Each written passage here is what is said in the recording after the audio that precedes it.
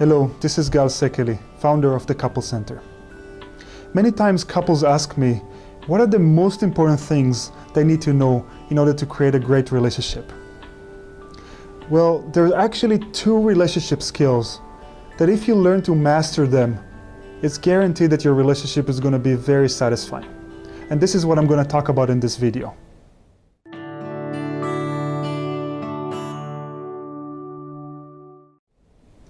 So the first skill that is important is learning to identify what is it that you feel and why, and how to express it.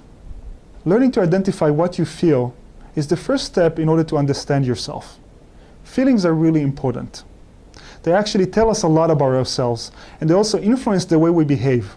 So for example, if I'm angry, I might push you back or be frustrated with you.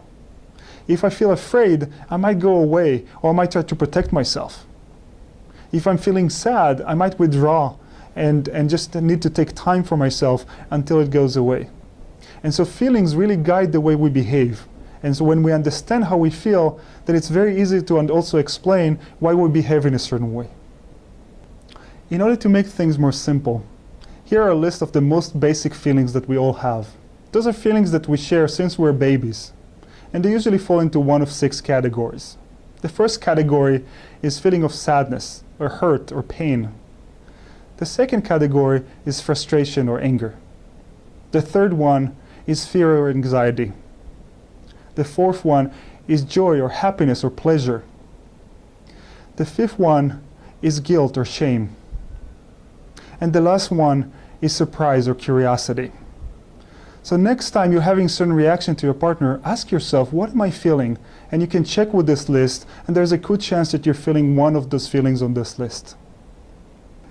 So now that you understand what are you feeling, the next step is to understand why. So, your partner does something or says something to you, and then you have a feeling. You're feeling hurt or sad or angry or even happy. And it's really important to understand why. The reason why you feel something is because there are certain perspectives or attitudes or beliefs that you're holding that interpret what your partner says or does. So those perspectives or those beliefs are actually the cause of what you feel. And when you learn to identify them, then you know why you're feeling a certain way, and it's easier to express this to your partner so they understand you better. The next step is being able to express to your partner what you're feeling. And there are better ways to express than others. Usually when you get upset about our partner, it's very easy to blame them and just tell them like, you're annoying me, or stop doing those things. But now that you understand how you're feeling and why, it's really important to share those things with your partner, which makes the conversation a lot more easy and makes them feel less defensive. So let's take an example. Your partner came home in the evening and went directly to work on the computer and didn't even say hello. And you felt really hurt. So if you go to them and say to them, the fact that you went in and you didn't even say hello to me, I felt really hurt because it made me feel like I'm not important for you. Now they understand where you're coming from, and they also know what to do and how to not make the same mistake again. The second important skill is learning how to listen non-defensively. So we all know that it's not easy to listen to your partner, especially when they're talking about something that they're frustrated with you. We usually get defensive, and also we respond to them really quickly without really understanding their point of view. So if you want to be a really good listener and you want your partner to feel really understood, here are the steps that you need to do. First, make a real strong commitment to understanding their point of view.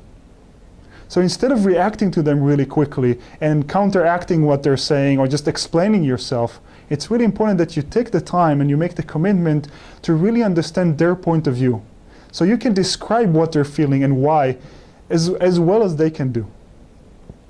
The next step is to center yourself. So a lot of the time, conversations like that with your partner can feel very emotionally triggering. And then it's very hard to listen to your partner.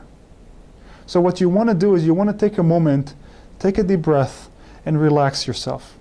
That way you'll be more open to your partner. And sometimes it's even good to say to your partner, you know what, let's take a moment. I need a few minutes to just relax myself so I can really listen to you better and not just talk to you from a place that feels very triggered. The third step is to ask them open-ended questions. So when they tell you about what they feel and you want to really understand them, ask them questions so you understand better. A simple question could be, tell me more about this. Or another question that you can use is, so tell me, what made you feel this way? What did I do that make you feel specifically this way? When you're asking them open-ended question, you encourage them to share more, and they learn about themselves and you learn about them. And the last step is to reflect to them back what you understood from a place of empathy.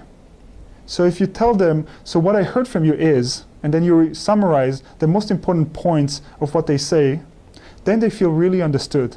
And then you really can check with them, is this right? Did I get you right? And then you know that you actually understood their intention.